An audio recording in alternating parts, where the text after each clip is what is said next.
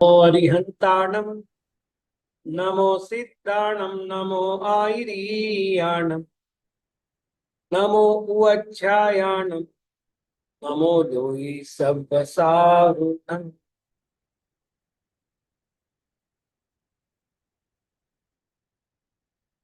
कल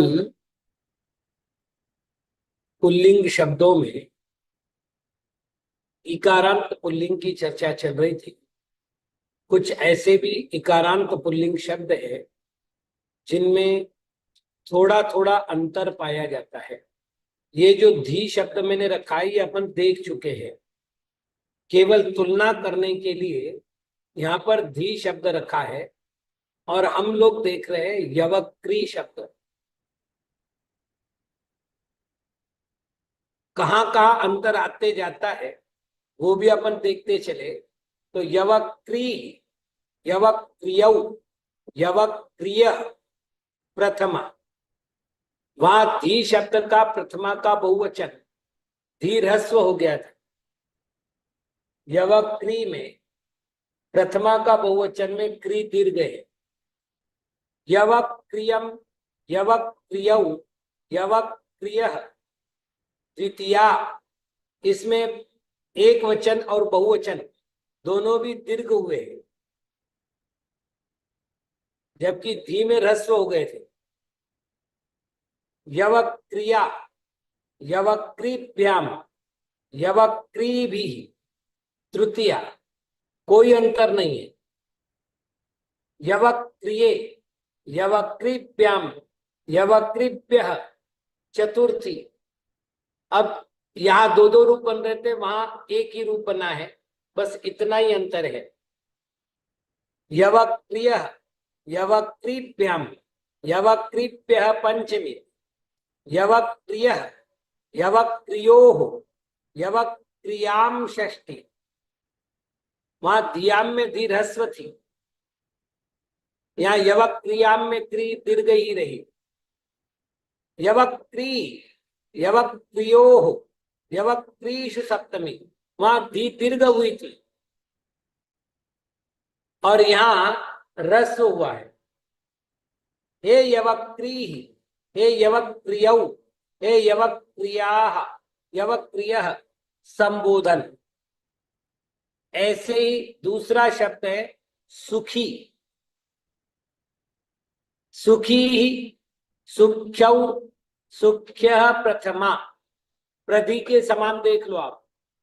सुख्यम, सुख्यौ, सुख्य द्वितीया, सुख्या, सुखिभ्याम, सुखिभि तृतीया, सुखे, सुखिभ्याम, सुखिभ्य चतुर्थी। अब तक कोई परिवर्तन नहीं है। पंचमी और षष्ठी के एक वचन में छोटा सा परिवर्तन है। यहां प्रत्यय था, मतलब अ था, वहां उहु है, बाकी सब समान है। सुक्षु, सुखिभ्याम, सुखिभ्य पंचमी, सुक्षु, सुक्षो, सुख्याम षष्ठी, सुखी, सुख्यो, सुखीषु सप्तमी। हे सुखी, हे सुख्यौ, हे सुख्य।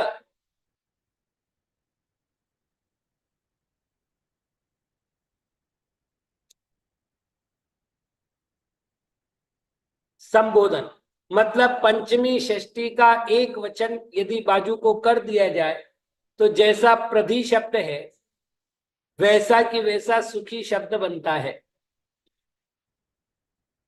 अब आज चलते हैं संधि के प्रकरण में, ष्टुत्व संधि।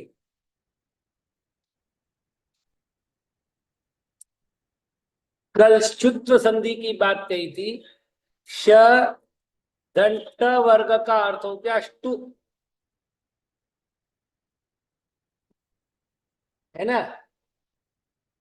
शकर वाला श, षटकोण वाला श और ट वर्ग, इन दोनों को मिलाने बाद बनता है ष्टु। और ष्टु के प्रकरण में होने वाली जो संधि है उसको ष्टुत्व संधि कहते हैं। लगभग इसके 5 नियम बनते हैं। पहला नियम बनेगा स प्लस श बराबर सकार का शकार।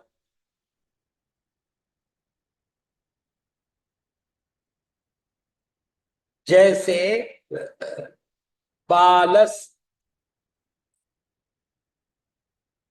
षष्ठ, ये बात मैं कल बता चुका हूं कि बालस कोई शब्द ही नहीं है, विसर्ग है, विसर्ग का स हुआ है। चलिए, तो इन्होंने कहा सकार के आगे शकार आने पर सकार का भी शकार होता है, तो बालश षष्ठ, ये हो गया बालश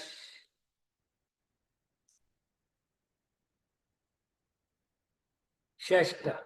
ये पहला नियम बना, यदि सकार के आगे शकार हो तो सकार का शकार हो जाता है।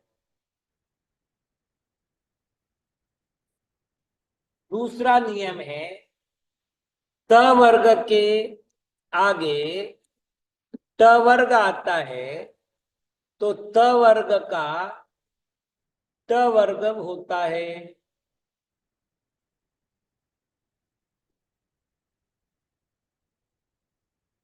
जैसे बृहत दंतिका। कल इस विषय में अपन विस्तार से चर्चा कर चुके हैं। पहला वर्ण पहले वर्ण के रूप में परिवर्तन करेगा तो त वर्ग, जब ट वर्ग में परिवर्तन करेगा तो त का ट होगा। तो बृहत घंटिका बराबर बृहत टीका।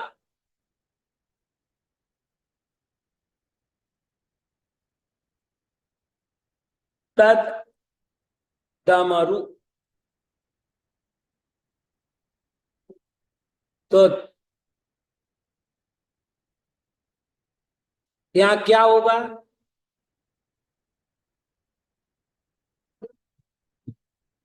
त थ त था, तो ट ठ ट बनेगा, तो तट डमरू।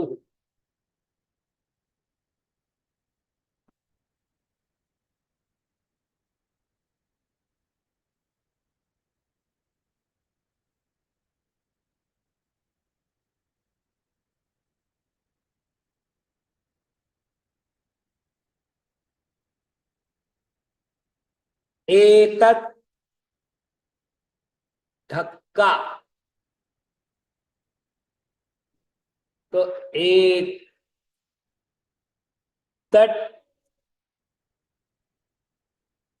धक्का।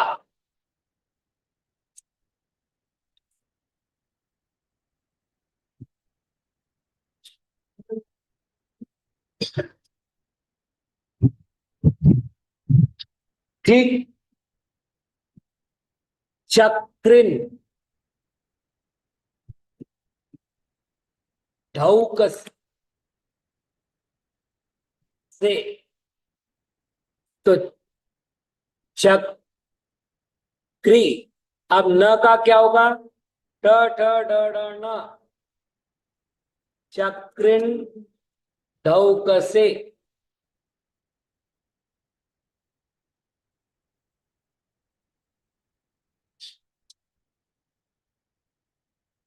मतलब हुआ, यदि त वर्ग पहले हो ट वर्ग बाद में हो तो ट वर्ग का त वर्ग का भी ट वर्ग हो जाता है। ठीक है। तीसरा नियम,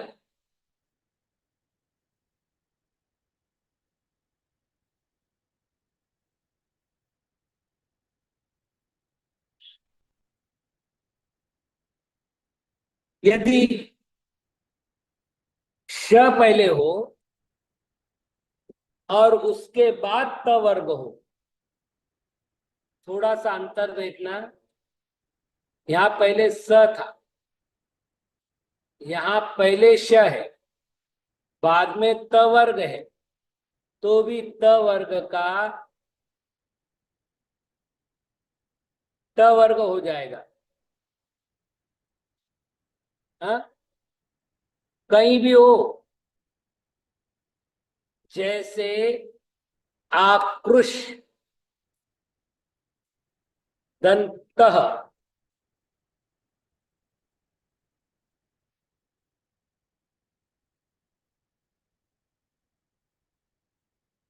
तो आकृष,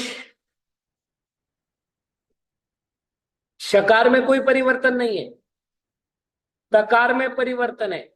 और जैसे अपन ने कहा पहला वर्ग पहला ही बनेगा, तो ये हो जाएगा आकृष्ट।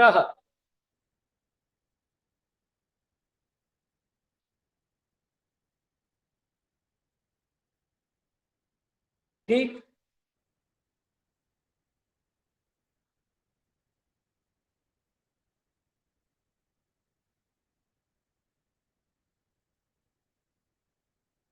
चौथा नियम है ट वर्ग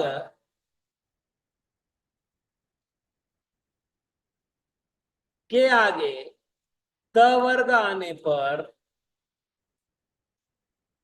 त वर्ग का ट वर्ग होता है। अब क्या अंतर है, दूसरा नियम देखो और चौथा नियम देखो, अंतर समझ में आ जाएगा। वहां त पूर्व पद में था और ट उत्तर पद में था। यहाँ ट पूर्व पद में है और त पूर्व पद में है। मतलब स्थान बदलने के बाद भी नियम नहीं बदलता, ये यहाँ पर निश्चित हुआ। ठीक है, स्थान बदलने के बाद भी नियम नहीं बदलता, ये इससे सिद्ध हुआ। तो अब हमने एक उदाहरण देख लेते हैं। तो उदाहरण है षण् नाम।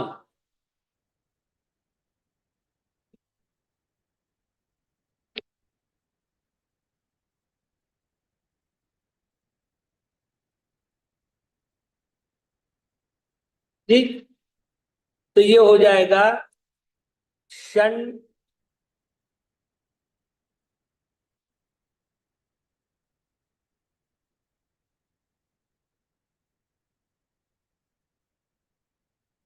इधर तवर्ग चाहिए ना।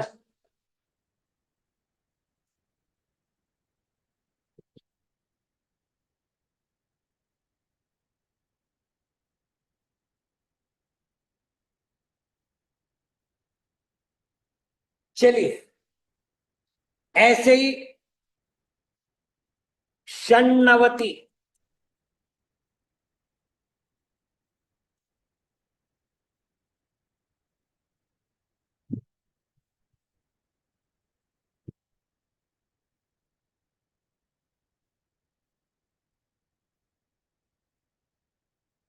और ऐसे ही षण नगरी।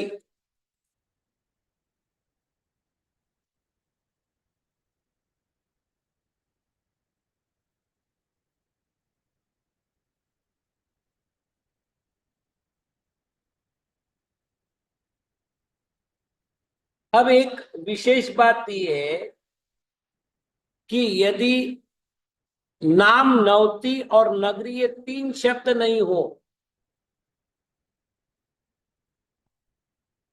तो क्या होना चाहिए?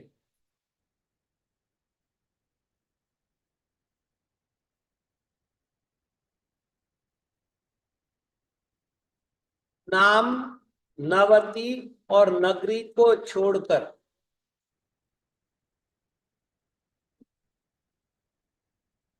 शेष शब्दों के आने पर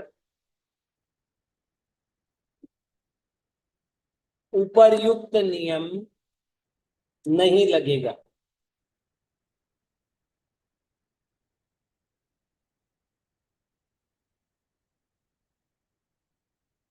जैसे मान लेते अपन करते हैं षड संतः,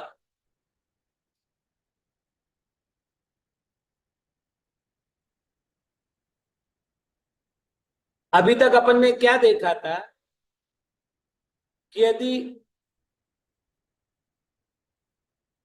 त वर्ग हो या सकार हो तो त वर्ग का तो होगा ट वर्ग और सकार का होगा शकार। ये नियम देखा था ना। तो यहां पर भी क्या होना चाहिए, ट वर्ग आया है, षट, ये यहाँ ड की जगह ट ही करो, दो रूप बनते हैं, उसकी चर्चा अपन आज करेंगे। आज या आज नहीं तो फिर कल। षट संत, तो यहाँ ट वर्ग का आ गया और इधर सकार है। तो ये कह रहे नाम नहीं है, नवती नहीं है, नगरी नहीं है, इसलिए ऐसा प्रसंग आने पर इसका शकार नहीं होगा। मतलब हो गया अब ये षट संत, मतलब क्या हुआ, षट संत नहीं बना। बनना क्या चाहिए था, स का श, वो नहीं बना है। ऐसे ही षट तरुणा, ट वर्ग के आगे त वर्ग है। अभी तक अपन ने क्या नियम बनाया था कि त का ट में परिवर्तन होना चाहिए, लेकिन जैसे हमने यहां देखा कि यदि नाम नवती और नगरी शब्दी को छोड़कर कोई अन्य हो तो उपरयुक्त नियम लागू नहीं होगा। इसलिए षट तरुणा जी, ये बनेगा। मतलब क्या हुआ यहां पर, तकार का टकार नहीं हुआ। ऐसे ही मधुलिट दंदीन, तो मधुलिट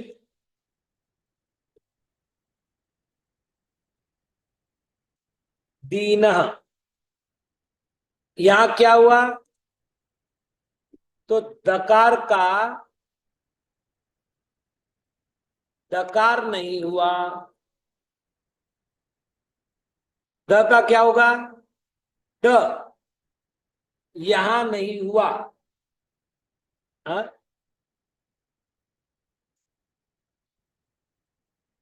इसके विषय में मैं आपको आगे बता दूंगा। हाँ, मधुलिट तीन नहीं चाहिए ना, इसीलिए आगे डकार लिखा ना। डकार का डकार नहीं हुआ है, तो दीन का दीन नहीं हुआ है। तकार का डकार मतलब ट वर्ग होना है ना, त वर्ग का ट वर्ग होना है। तो यहां हुआ नहीं है, ये बता रहा हूं। तो कुल मिलाकर के ये स्तुत्व संधि पूर्ण हुई। आगे है,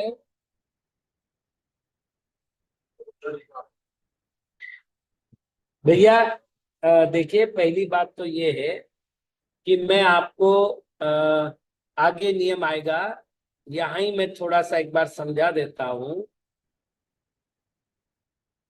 वास्तविक शब्द है मधुलीह,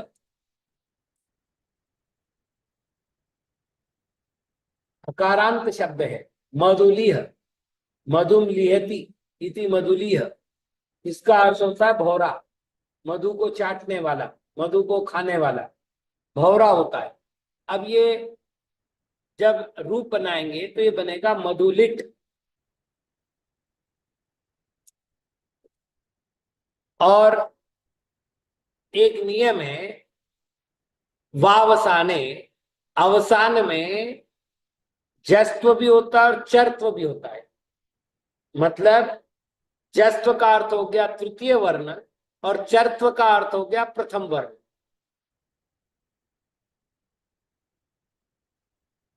मतलब संस्कृत में बोलने के बजाय मैं हिंदी में बोलता हूं, पहला वर्ण अथवा तीसरा वर्ण होगा। कब? जब पदांत में होगा। तो मधुलिट एक पद है, प्रथमा विभक्ति का एक वचन, ठीक है ना। पद किसे कहा है? या तो सुबंत हो या तिगंत हो। चूंकि ये सुबंत है, प्रथमा विभक्ति का एक वचन है, तो प्रथमा विभक्ति का एक वचन ट आया, तो कह रहे ट के स्थान पर ट लिख सकते हो, द लिख सकते हो, है ना। ऐसे ही संपत, तो आप लिखो संपत या संपद। हाँ हाँ, बात तो वही हुई ना। पदांत में इस तरह से एक परंपरा है यहां पर, इसलिए हमने ये कहा। और अब इसको थोड़ा सा अपन यहां पर कर ही लेते हैं, मान लेते मधुलिट ही रखते हैं। तो कल जैसे मैंने कहा था डॉक्टर साहब, कल जैसे मैंने कहा था कि वर्ग के प्रथम अक्षर के आगे घोष वर्ण आने पर वर्ण का प्रथम अक्षर तृतीय हो जाता है, तो ये यहां भी ट ठ ड हो जाएगा। आप समझ रहे ना? मतलब मूल शब्द हो गया मधुलिट, और चूंकि सामने घोष वर्ण है इसलिए बन गया मधुलिट, तो कोई बाधा नहीं आई। तो इस प्रकार से अपनी ये संधि पूर्ण हुई। आगे के संधि का नाम है जस्त्व संधि।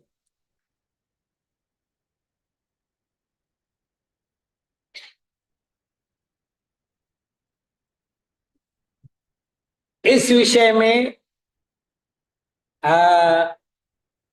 समझने से पहले अपन इस संधि के दो भेद कर देते हैं। पदांत जस्त्व संधि और अपदांत जस्त्व संधि। एक पद का यदि दूसरे पद के साथ संधि होती है तो पद के अंत में होने के कारण से उसे कहेंगे पदांत। और यदि एक ही पद में दो की संधि हो रही है, अपन ने ये बात पहले भी देखी है कि संधि एक पद में भी होती है और दो पदों में भी होती है। यदि एक ही पद में होती है तो बीच में होगी। एक ही पद में संधि कब होगी? जब बीच में कोई प्रक्रिया होगी।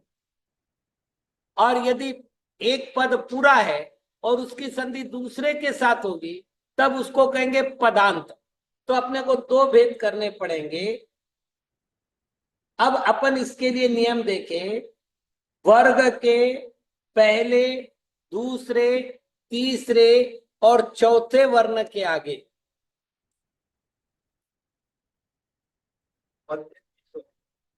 ये तो पक्का है, एक ही पद में संधि कब होगी? दो जब पद होंगे तो एक में पदांत होगा, एक में पद का आदि होगा। अभी अपने क्लियर हो जाएगा यहां पर। यदि पहले, दूसरे, तीसरे, चौथे स्वर के वर्ण के आगे स्वर हो तो पहला, दूसरा, तीसरा और चौथा स्वर व्यंजन तीसरा हो जाए।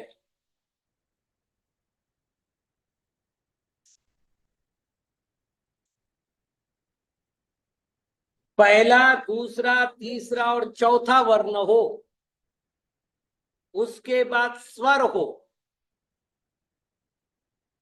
तो स्वर का तो कोई परिवर्तन होना नहीं, व्यंजनों में परिवर्तन होना है। तो व्यंजनों का परिवर्तन कैसे होगा? तो वो तीसरे वर्ण में परिवर्तित हो जाएगा। जैसे अपन कुछ उदाहरण लेते हैं। हाँ हाँ जी, हाँ जी, चलिए आप बोल रहे हैं वो उदाहरण ले लेते हैं। दिक् प्लस अंबरः। अब हमें देखो, हमारा नियम क्या है, पहला स्वर हो, व्यंजन हो, दूसरा व्यंजन हो, तीसरा व्यंजन हो, चौथा व्यंजन हो। वर्ग 5 है, उसमें से 4 लेने, मतलब 20 लेने। क वर्ग के 4, छ वर्ग के 4, ट वर्ग के 4, त वर्ग के 4 और प वर्ग के 4, 20 वर्ण हो गए। और उन 20 वर्णों के आगे यदि स्वर आता है तो वो 20 वर्ण अपने अपने वर्ग के तीसरे वर्ण में परिवर्तित होंगे। एक ये नियम, अपने अपने में ही, मतलब सजातीय परिवर्तन होगा, विजातीय नहीं। मतलब यहाँ क का परिवर्तन द में नहीं होगा, ज में नहीं होगा, भ में नहीं होगा, ये ब में नहीं होगा, क का ग होगा, है ना। तो यहाँ क्या किया हमने, दिग धन अंबरः, और ये बना हमारा दिगंबरः। ऐसे ही च का उदाहरण लेते हैं, अच धन अंतः। च का क्या होगा, अज धन अंतः, अजंतः। ऐसे ही सम सम्राट धन एषः। ट का क्या होगा,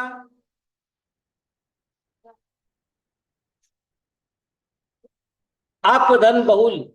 प्रश्न है वो स्वर कहाँ है, यहां हमने केवल स्वर के लिए कहा है।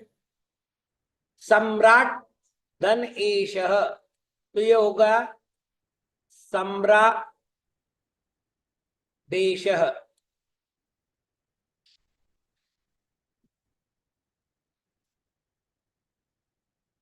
ट वर्ग हो गया, त वर्ग जगत धन ईशः, तो जगद धन ईशः, जगदीशः। और प वर्ग का उदाहरण है सुप अंतम। प का व हुआ,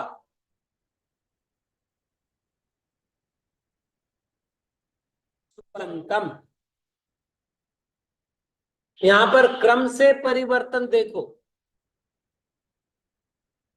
तो क्या हुआ है, पहला दूसरा तीसरा चौथा वर्ण पूर्व में है। तो यहां अपन ने उदाहरण लिए केवल पहले पहले वर्ण के, है ना। अब ऐसे ही हमको दूसरा वर्ण देखना पड़ेगा, तीसरा वर्ण देखना पड़ेगा और चौथा वर्ण देखना पड़ेगा, तब जाकर के ये कंप्लीट होगा। मतलब उदाहरण अपने को पूरे 20 देखने पड़ेंगे, अपन ने 5 देखे।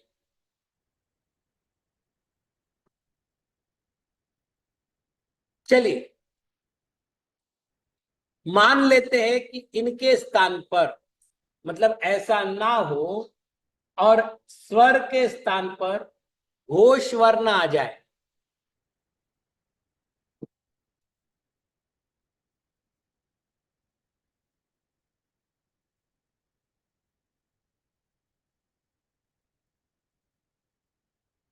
अरे बता दिया ना, सुप अंतम, तो ये प का ब हो गया।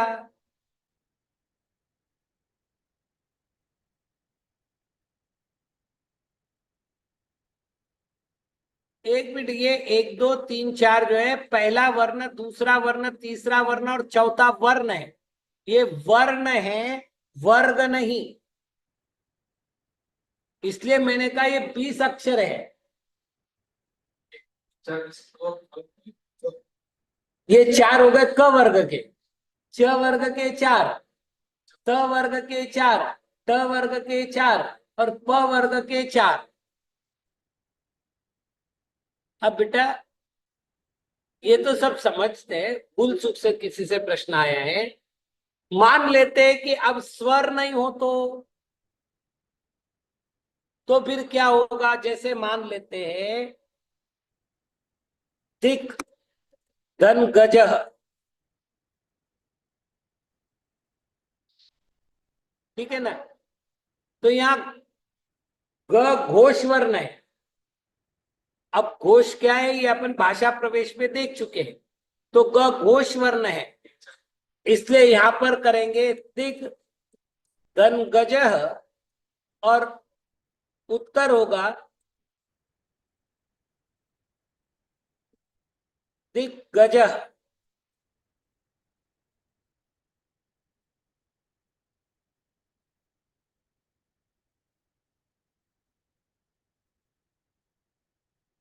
ऐसे ही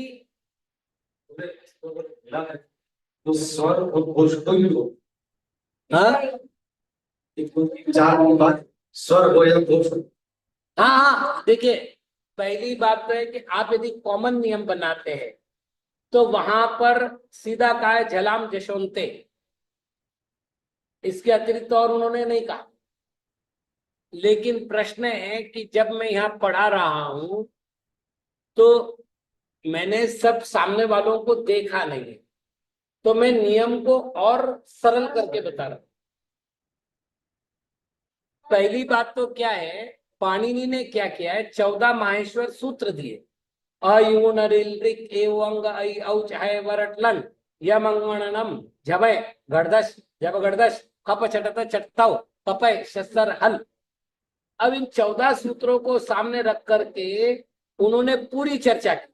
उन्होंने कहा जल प्लस जश इज इक्वल टू जश, जल प्लस अच इज इक्वल टू जश।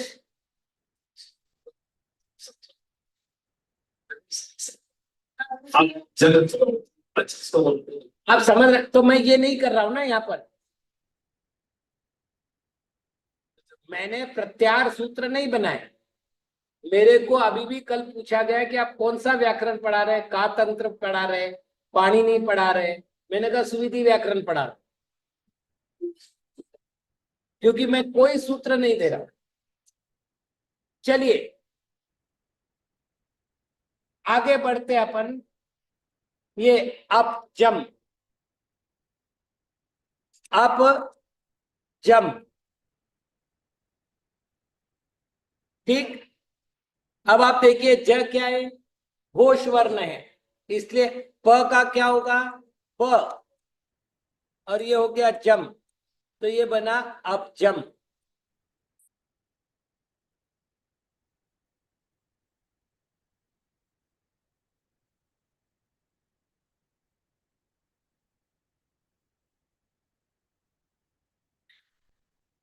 चलिए, तो कुल मिलाकर के पदांत जस्व संधि के जो नियम थे वो अपने पूर्ण हो चुके। अब उदाहरण देखो, मैं आपको कह रहा हूं यदि आप सामान्य रूप से एक स्तोत्र सामने रखते हैं, उदाहरण के लिए अपन महावीर की बात करते हैं, यदि या, अब इसमें भी है वागंगा, इसमें भी है। इस प्रकार से अपने को एक एक शब्द खोजना पड़ेगा और बहुत आराम से इन शब्दों का परिचय हो जाएगा। हाँ सुनंदा दीदी,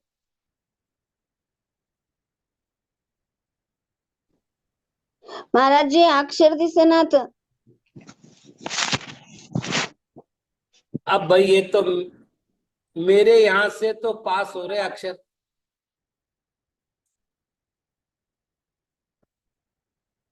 अब आप देख लीजिए मेरे यहां से तो अक्षर जा रहे हैं सही से।